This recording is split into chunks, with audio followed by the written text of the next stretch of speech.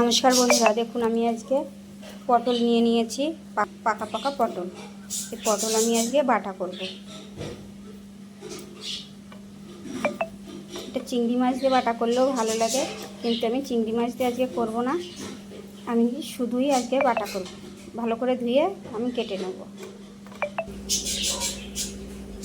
দেখুন আমি পটলগুলো কেটে নিয়েছি, লঙ্কা নিয়ে নিয়েছি, রসুন নিয়ে নিয়েছি আর পেঁয়াজ নিয়ে নিয়েছি। আমি এগুলোকে এবার ভেজে নেব। কড়াইতে তেল দিয়ে দেবো।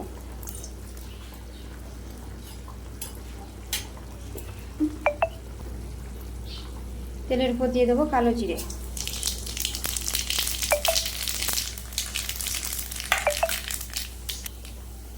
রসুন, পেঁয়াজ,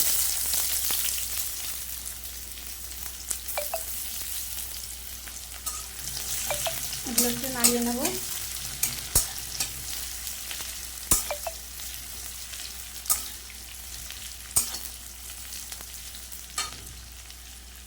একটু নাড়াচাড়া দিয়ে নিয়েছি। এবার পটল আর লঙ্কাগুলো দিয়ে দেবো।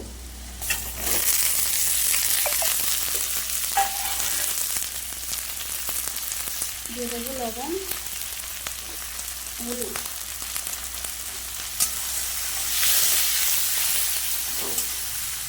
পটলটাকে আমি ভালো করে ভেজে নেব।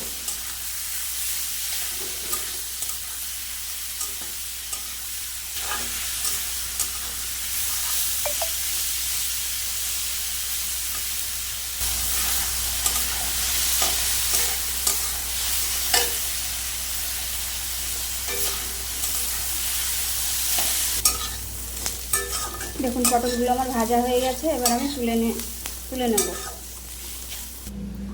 পটলগুলো। এবার আমি বেটে নেব। দেখুন বন্ধুরা, আমি পটল বাটাটা নিয়ে এসেছি। আপনাদের যদি এই রেসিপিটা ভালো লেগে থাকে তাহলে লাইক, কমেন্ট, শেয়ার এবং সাবস্ক্রাইব করে দেবেন।